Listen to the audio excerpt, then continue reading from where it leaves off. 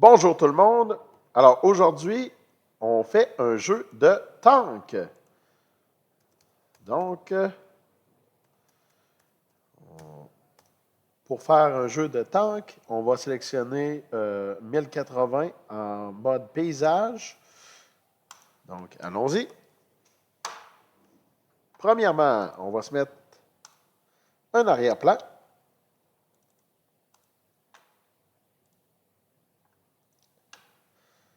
Alors, j'ai sélectionné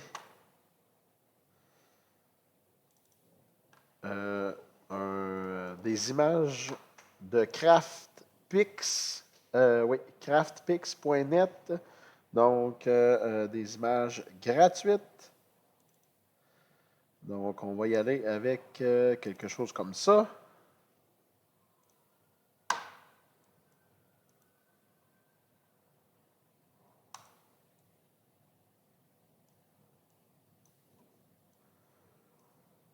On va tout simplement venir appliquer l'arrière-plan.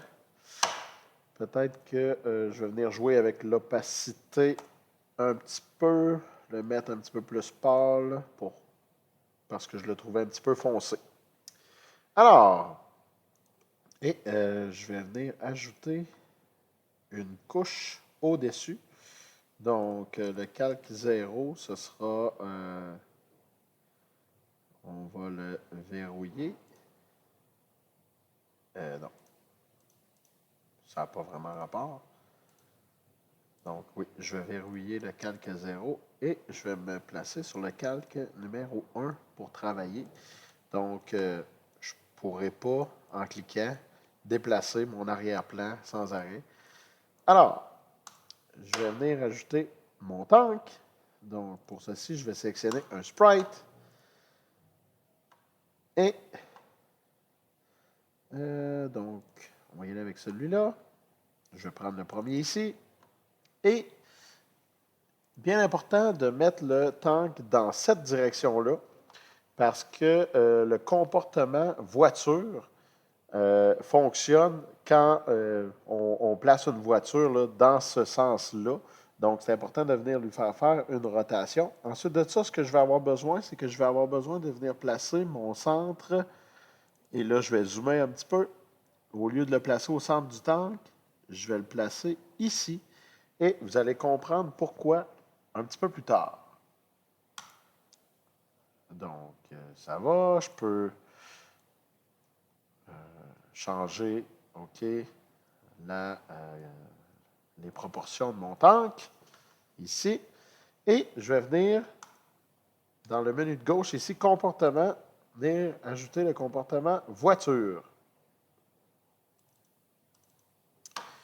Et par défaut, vous allez pouvoir, avec les flèches du clavier, commencer à contrôler le tank comme si c'était une voiture. Donc, c'est possible. Là, je trouvais que c'était un petit peu trop gros. Alors, on va regarder ce que ça donne. Donc, je pense que je suis assez content de ça. Malgré que, comme c'est un tank, peut-être que je trouve que mon tank roule un petit peu rapidement. Alors, ce qu'on va faire, c'est qu'on va venir diminuer sa vitesse, son accélération, sa décélération. Vitesse de virage aussi. Définir l'angle, c'est correct. Contrôle par défaut, c'est correct. Actif, c'est correct. Donc, maintenant, mon tank devrait se déplacer un petit peu plus lentement, comme un tank devrait se déplacer. Ça va. Prochaine chose qu'on doit faire, c'est qu'on va venir devoir lui mettre un canon. Alors ici, je vais juste renommer tank. Ensuite, insérer un nouveau sprite. Donc, je vais prendre le premier canon ici. Encore là, je vais venir le mettre dans le même sens que mon tank. Et je vais venir mettre le centre le point d'origine de mon objet vers le centre du canon ici. Alors, ça va. Je vais faire un petit zoom pour venir voir parce que je veux que cet objet-là soit en tout temps placé ici. Alors, une fois que je suis satisfait, je vais le déplacer, je vais le mettre à l'extérieur. Et c'est là que je vais devoir aller dans ma feuille d'événements. Je vais nommer, OK, renommer, donc canon. Ce que je vais devoir lui dire, c'est que je vais ajouter un événement et que je vais dire à chaque tic, je veux définir la position du canon.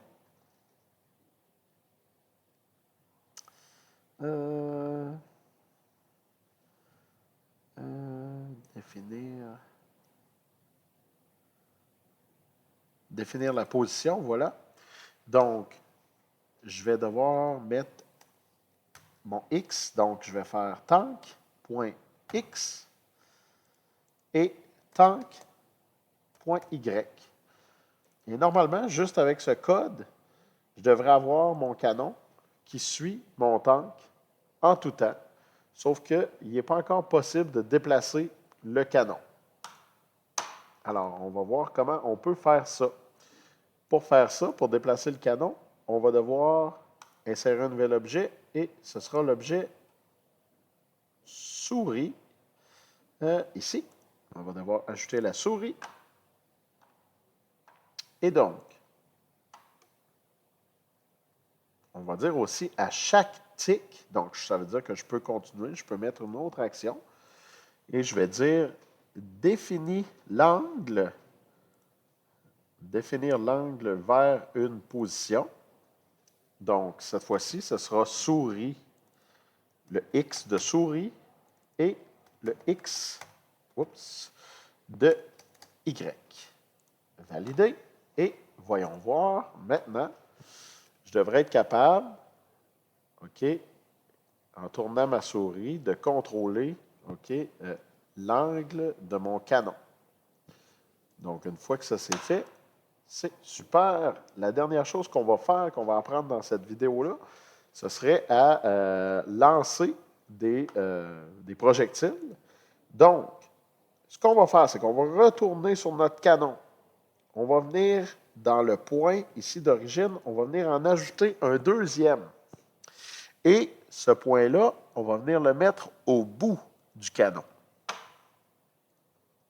Ça va? Une fois que ça c'est fait, on va créer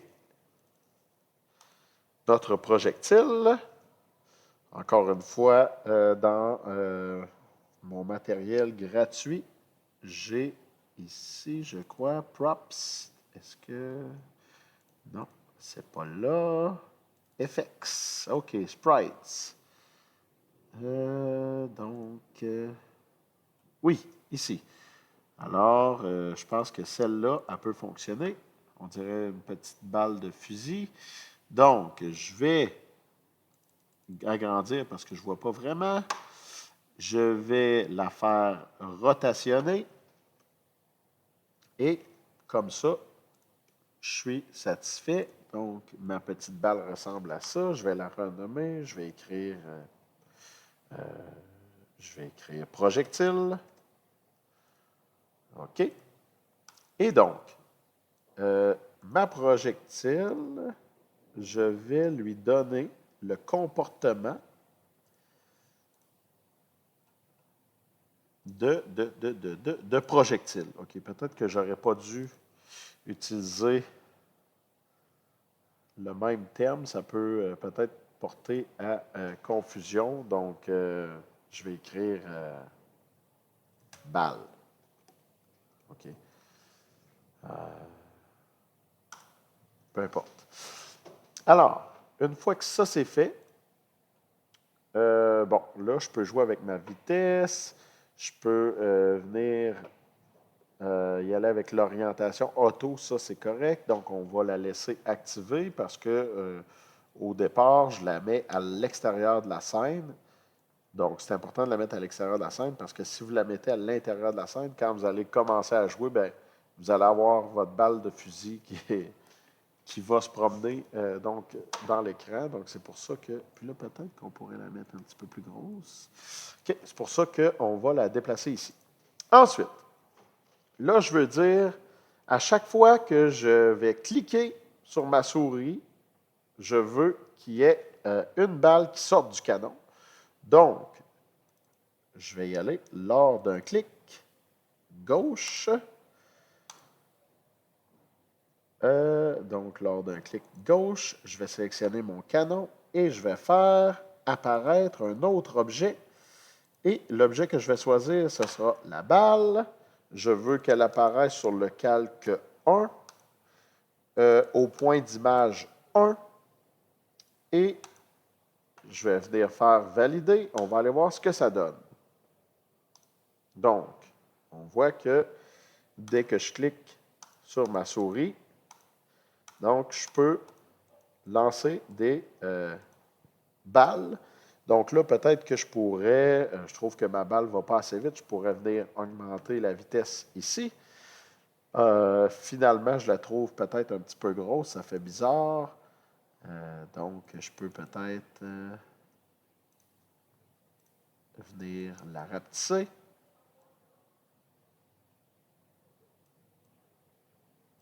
Comme ça, on teste pour voir qu'est-ce qui se passe.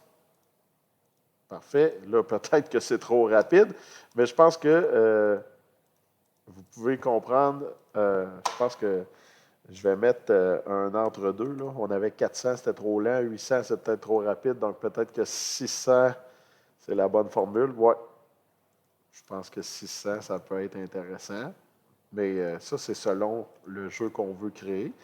Alors, c'est tout pour la première vidéo. Dans la prochaine vidéo, je vais vous expliquer comment on peut mettre un ennemi, comment on peut faire une espèce d'intelligence artificielle pour que notre ennemi soit en mesure là, de nous viser et même de nous tirer. Donc, merci d'avoir regardé cette première vidéo et je vais vous attendre dans la prochaine.